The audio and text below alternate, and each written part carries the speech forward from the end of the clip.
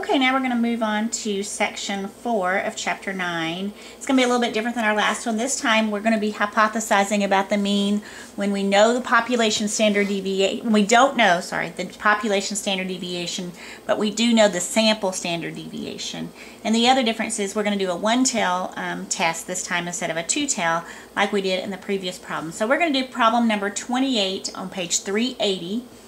And it's talking about a shareholders group is having a protest claiming that the mean tenure of an average of the chief executive officer was at least 9 years. So the survey of companies reported the Wall Street Journal found a sample mean, so we know that they did a study and found the sample mean to be 7.27 years with a standard deviation, and that's a sample standard deviation because it's talking about the sample they did or the survey, of 6.38 years.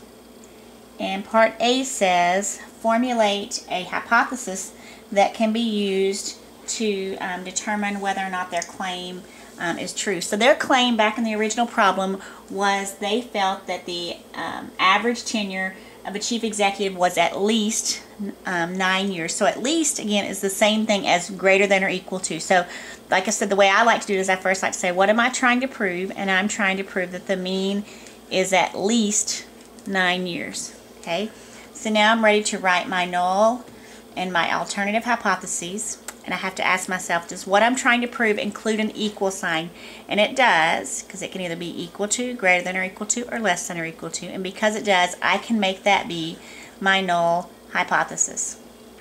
Then my alternative is just the flip of that, which is less than 9. Okay, so it always has to include everything. So if this is greater than or equal to 9, this always has to be less than.